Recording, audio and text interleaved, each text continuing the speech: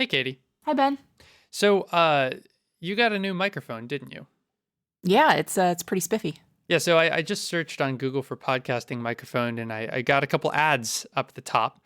And I was kind of curious if we could talk about maybe methods that Google might use to decide who gets to place an ad there. Yeah, let's do it. All right, you are listening to Linear Digressions. Okay, so Google's system is called AdWords, right? Yeah, and AdWords is basically an auction program. So this is a little bit outside of our natural wheelhouse of machine learning for data science, but I also think it's a really interesting way to solve a certain problem, which is allocating ad space. It's also outside of us as consumers, our wheelhouse, because typically we see the ads from one side, whereas an advertiser sees it from the other side. And the advertiser has to contend with this entire market of how much ad space can I get for this many pennies or this many dollars, and in what distribution would be the best way for me to place my ads to get the most clicks and the most purchases and everything. You know, when you started to say that it's outside of our wheelhouse as consumers, I was even thinking of another thing. The thinking about auctions as a way of allocating scarce resources is a little bit outside of our wheelhouse as consumers because usually we just walk into stores and there's a price there and you pay the price. And the supply and demand is kind of happening under the surface, right? Depending on if, I don't know, vinegar is really popular this week at the supermarket. That doesn't make it more expensive, right? But in an auction setting, it actually can. So it's a totally different way of sort of thinking about how supply and demand gets wrapped up into the prices in a sort of very dynamic way in the case of most auctions. Yeah, that's true. I definitely don't monitor the vinegar prices. Right. So first of all, yeah, let's just set the stage for kind of what we mean by auctioning off ad space, just to be very clear about it. Yeah. So the idea here is that if I'm Google, I have this scarce resource, which is real estate on the front page when somebody Googles for something. And this real estate is valuable because the links that get put there are going to be clicked on more often.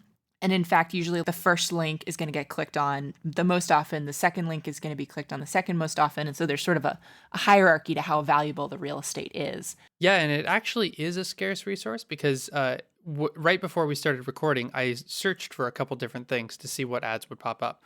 And so I searched for data science and two ads popped up. And then I refreshed and only one ad popped up. And then all subsequent searches about data science related things, I didn't get any ads because the ad space that Google serves users is limited by Google's own algorithm that's probably largely based on whether or not it'll annoy us, right? So if I'm seeing ads constantly on Google for all of my searches, I'm not going to get any nice organic search results and I'll stop using Google. So there is definitely an imposed scarcity, but it in fact guarantees the, I guess, quality of the ad space, if you will. So we will come back to this exact point a little Ooh. bit more towards the end of this topic. The exact things that Google does that I think are actually pretty brilliant to make sure that you don't have this exact problem, that you don't get annoyed and stop using their service. But we'll get there in a little while. But first, what I want to do is talk about auctions in general.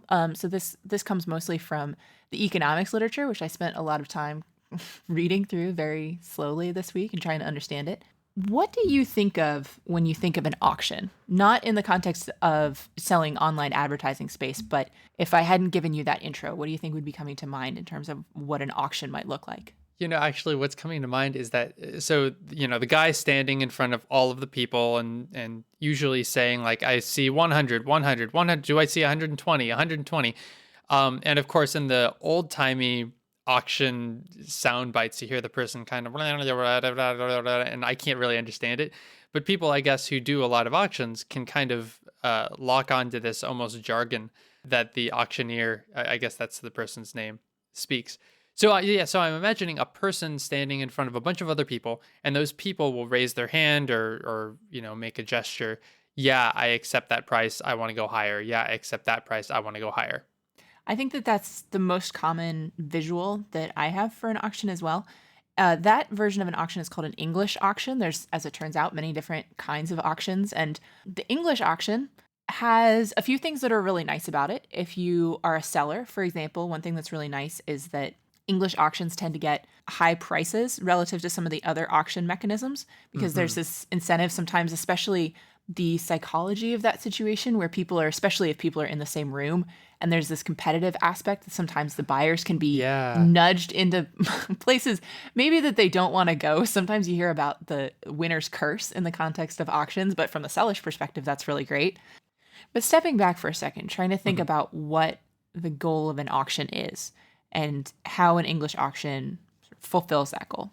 So, the goal of a well functioning English auction is that for me as a buyer, I am able to perhaps get the thing that I want at something of a discount, right? So, this Mhm. happens on eBay sometimes. You see something that's really great on eBay. I think this thing is worth $100, but it's going for $50 right now. And like, Oh yeah. good, this is a good deal for me. And that has some benefits. Obviously, that's not great for the seller necessarily. If what I think the value of this object is $100, then theoretically speaking, I should be willing to pay up to $100 for it. Well, I'll tell you, this actually happened to me fairly recently. Let's imagine that the numbers are 150. And so 100 is what I think it's worth, what I'd be maybe willing to buy it new for. 50 is what it's going for. But I'm really willing to pay $70. But gosh, if I could get it for $50, then, that's great. So I put down $50 and then the auction's about to close and someone swoops in and gets it for 55 or $60. Oh, so you got And bid sniped. yeah, I got I got bid sniped. So And I just bought it new. and that is one of the major problems also of the English auction is, let's suppose that you and I were bidding against each other in an auction. I have some privately held value of what I think this thing is actually worth, right? I actually think it's worth $100 and I'm willing to go up to that number. You have your own privately held value of what this thing is worth, which may or may not be $100. It might be more, it might be less. We're in this sort of adversarial situation where only one of us can get the object. So we have some incentive not to be necessarily saying what our true value of the object is, right? Because if I Mm, say I'm willing to go up to $100 on this, then you know that you can bid 101 and that you win it, and that moreover, when I'm saying this is worth $100 to me, then I'm also giving you a piece of information. And auctions are actually kind of interesting to think about them in terms of information right. exchange. That as I'm bidding, I'm actually giving you hints about what my true value is for the object, and it's to my advantage to keep that as private as possible because then I have an advantage in terms of the bidding strategy that I can take against you. Right. The information is actually worth something. Yeah. And that moreover, I don't necessarily have an incentive to be bidding my true value at any given point. So if I see that this thing is for $50, my incentive is not to go for $100 because if I can get it for 51, then why would I ever pay 100 for it?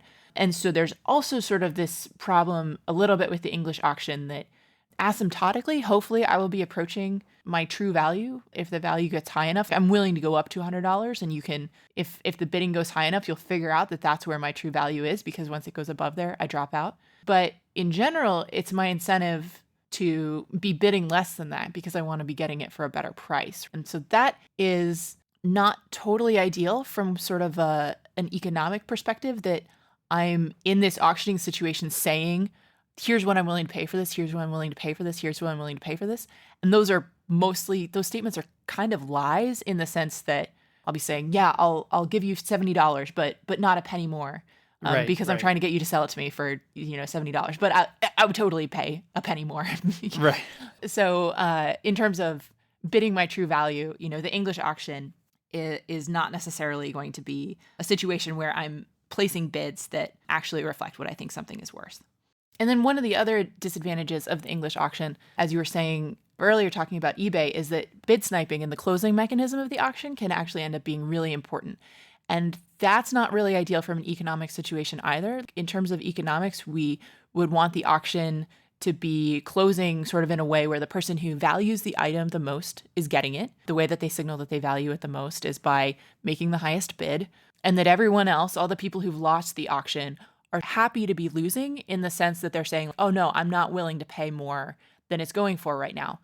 So if my true value of this microphone is $90 and I would have to pay $100 in order to win the auction, like I shouldn't want to win that auction because I'm paying $100 for a $90 microphone. Mm-hmm. And so a well-functioning English auction, you're in that sort of nice state at the end of it where the person who wants it the most is the person who's paying the most is the person who's winning. But in terms of the closing mechanism of the auction, usually it's limited by time, or you have the situation where you imagine all the people in the room. It's sort of limited by you and me giving each other, really hard stares from opposite sides of the room, trying to figure out where each other's breaking point is. And if you're in a situation where the microphone that's worth $90 to me, I'm winning the auction with a $80 bid. You come in with 15 seconds left, paying $81.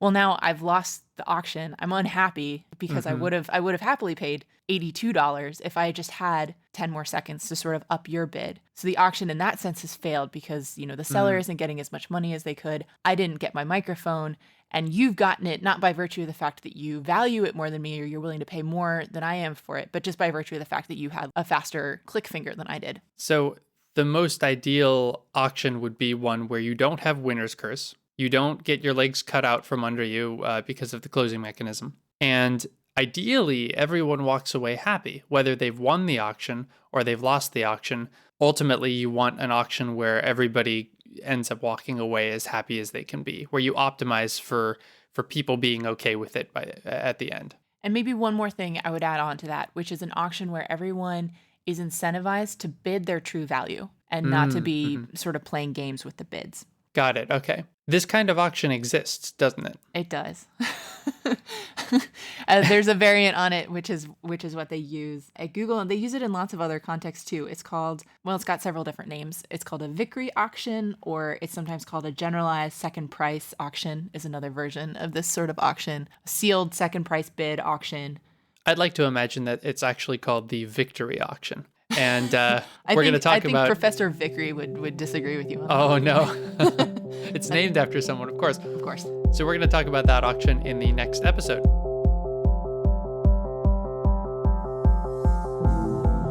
Linear Digressions is a Creative Commons endeavor, which means you can share or use it any way you like. Just tell them we said hi. To find out more about this or any other episode of Linear Digressions, go to lineardigressions.com. And if you like this podcast, go ahead and leave us a review on iTunes so other people get to listen to this content too. You can always get in touch with either of us. Our emails are ben@lineardigressions.com and katie@lineardigressions.com in case you have comments or suggestions for future shows. You can tweet us at lindigressions. Thank you for joining us, and we'll see you next time.